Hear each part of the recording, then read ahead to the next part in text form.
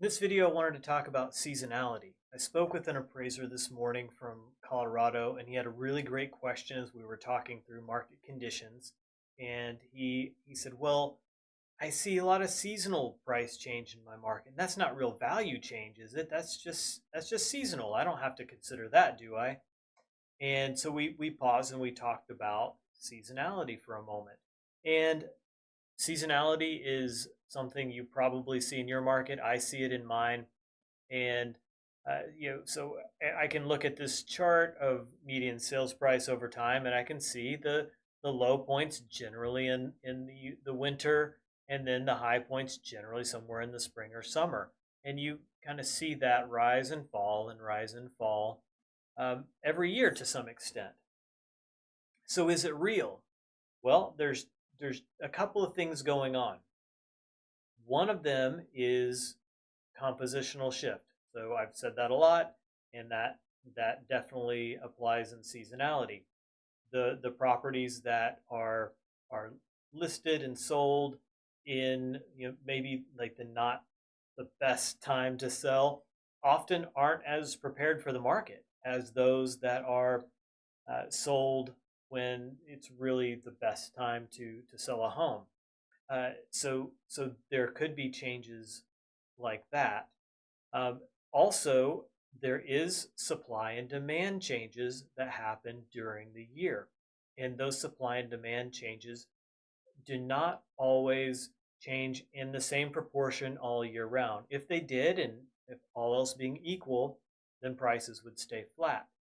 But seasonally, we do see shifts in supply and demand. So you may have, for instance, just a seller who, as the winter season is approaching, they may start to feel more pressured to negotiate on the price, to lower the price. Um, they they may start to feel anxious about, hey, what happens if I don't sell this and I get into the time when there's not as many buyers, and that anxiety results in behavior changes. Same thing happens when maybe in the spring, maybe the inventory hasn't picked up yet, but demand has picked up, and you have more buyers competing for fewer homes. Now that may not be a long term thing through the year, but it might happen that you have a lag time between when demand picks up and when supply picks up.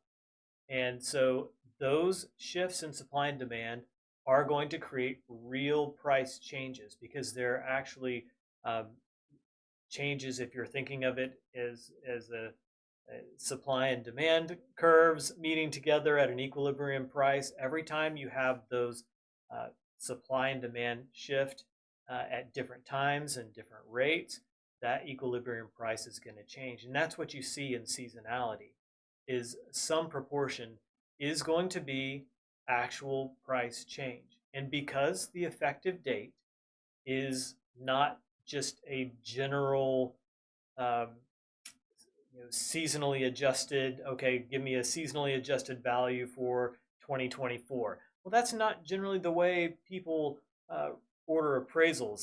That's not the way appraisal services are generally done. If it were, then we could give a seasonally adjusted price where we're taking the low and the high, and maybe finding the midpoint between those two.